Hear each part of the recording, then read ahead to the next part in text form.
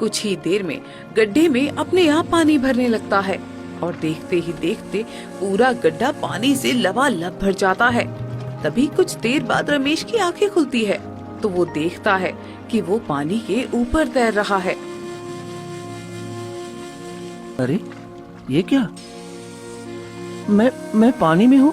मुझे यकीन नहीं हो रहा कि मैंने अपने हाथों से तालाब बनाया है, उसी में पानी भर गया। ये तो बहुत खुशी की बात है। लगता है ये सब साधु महाराज के आशीर्वाद की वजह से हुआ है। रेगिस्तान में भी मैं तालाब बना पाया। अब मैं यहाँ अच्छा जीवन बिता सकता हूँ।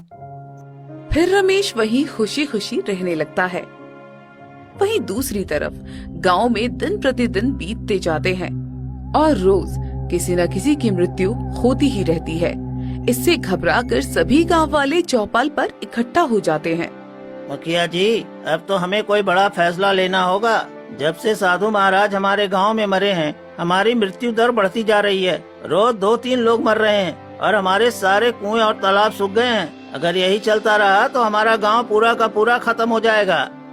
तुम सही कह रहे हो। हमने शायद बहुत बड़ी गलती कर दी, रमेश के साथ भी और साधु महाराज के साथ भी। वो तो अपनी पत्नी का अंतिम संस्कार करने चला आया था, लेकिन हमने उसकी कोई मदद नहीं की और साधु महाराज को हम लोगों ने पानी नहीं दिया। यही सब की बद्दुआ हमारे गांव पर ये आफत ला रही है। इतने में रामलाल भागते हुए आता है। मुझे माफ कर दीजिए मुखिया जी, ये सब मेरी वजह से हुआ है। मैंने अपने भाई पर झूठा इल्जाम लगाया। मेरी पत्नी और मेरा बच्चा भी आज इस दुनिया को छोड़कर चला गया। क्या तुम्हारी पत्नी भी और बच्चा भी?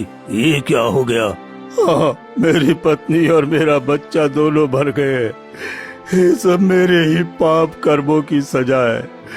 मैंने अपने भाई के साथ अन्याय किया, चोरी मैंने की और उस पर झूठा आरोप लगाकर उसे फंसा दिया। शर्म करो रामलाल, तुमने अपने ही हाथों अपने भाई पर चोरी का इल्जाम लगाया और मैं भी नहीं जानता कि तुमने उसके साथ कैसा व्यवहार किया। हम पूरे गांव वाले अपराधी बन गए हैं। अब चलो, हम सबको मिलकर रमेश और साधु महाराज की आत्मा से माफी मांगनी होगी। हाँ, मैं भी आपके साथ चलूंगा और अपने प्यारे भाई से माफी मांगूंगा। लेकिन रमेश मिलेगा कहाँ? जब रमेश मुझसे मदद मांगने आया था कि वो जंगल के किनारे एक रेगिस्तान पर अपनी मृत पत्नी को छोड़कर आया है, हम वहीं जाएंगे। ठीक है, चलो सभी गांव वाले मिलकर चलते हैं और उससे माफी मांगते हैं। सभी गांव वाले इकट्ठा होकर गांव से निकल पड़े।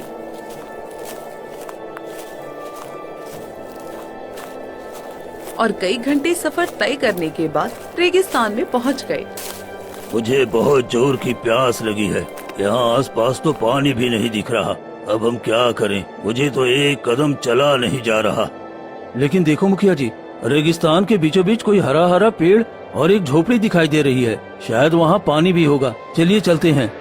सभी गांव वाले झोपड़ी की ओर बढ़ते हैं। झोपड़ी के अंदर रमेश बैठा हुआ होता है और उसके बगल में एक छोटा सा तालाब देखकर सभी अचंभित रह जाते हैं। अरे ये सब कैसे हो गया? ये तालाब वो भी रेगिस्तान में, ये कैसे संभव है? चलिए चलकर हम सब देखते हैं। आखिर वहाँ पर कौन है जो इतनी रेगिस्तान में पेड़ पौधे उगा सकता है?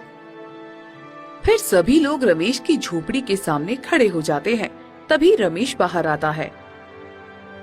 अरे मुखिया जी और भैया, आप यहाँ? क्या हुआ? सब ठीक तो है ना? रमेश, हमें माफ कर दो, हमसे भूल हो गई। पता नहीं भगवान हमें माफ करेगा कि नहीं, लेकिन हम अपने किए पर बहुत शर्मिंदा हैं। लेकिन रमेश, ये क्या? यहाँ रेगिस्तान में पानी और तालाब कैसे? वहाँ गांव में पानी मिल नहीं रहा और यहाँ पानी ही पानी है। ये साधु महाराज का आशीर्वाद है। मुखिया जी, आप लोगों ने साधु महाराज को एक बूंद पानी तक नहीं दी और आज देखिए, उनके आशीर्वाद से मैं रेगिस्तान में सुरक्षित हूँ। अपनी पत्नी और साधु महाराज की कृपा से मेरी जिंदगी अच्छी चल रही है। भाई, मुझे माफ कर दो। मैंने तुम्हारे साथ बहुत गलत किया। मुझे ऐसा नहीं करना चाहिए था। शायद मेरे ही कर्मों की सजा भगवान ने मेरी पत्नी और मेरे बच्चों को दी है। मुझे माफ कर दे भाई। मैं तुमसे कितना भी माफी मांग लूं, पर मेरी पत्नी और मेरा बच्चा वापस नहीं आ सकता।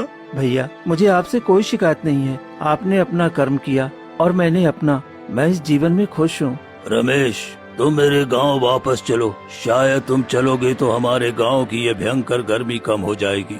लोग बहुत मरे जा रहे हैं, निर्दोष भी मारे जा रहे हैं, औरत बच्चे मर रहे हैं। कुछ तो रहम करो। मैं माफ करने वाला कौन हूँ? साधु महाराज अपने बच्चों के साथ कभी अन्याय नहीं होते देखेंगे। वो आप लोगों को माफ कर देंगे। बस उनकी प्रतिमा गांव में बनाकर पूजा कीजिए, इससे आपके गांव की गर्मी कम होगी। धन्यवाद रमेश, तुमने हमें सही राह दिखाई। हम प्रतिमा बनाकर उनकी पूजा करेंगे और अब समझ गए हैं कि अन्याय और पाप की वजह से ही ये कष्ट आया था। फिर सभी लोग गांव वापस चले जाते हैं। अगली सुबह सभी गांव वाले साधु महाराज की प्रतिमा बनाकर गांव की सीमा पर लगा देते हैं और उनकी पूजा करने लगते हैं। देखते ही देखते गर्मी कम होने लगती है, हवा ठंडी होती है और लोग राहत महसूस करते हैं।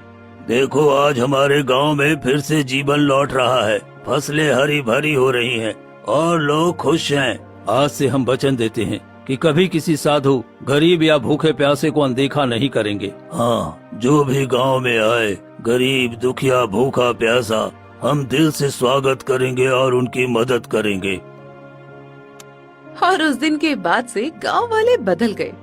वहीं रमेश साधु महाराज और अपनी पत्नी कुसुम की याद में रेगिस्तान में ही अपनी झोपड़ी में खुशी खुशी अपना जीवन बिताने लगता है।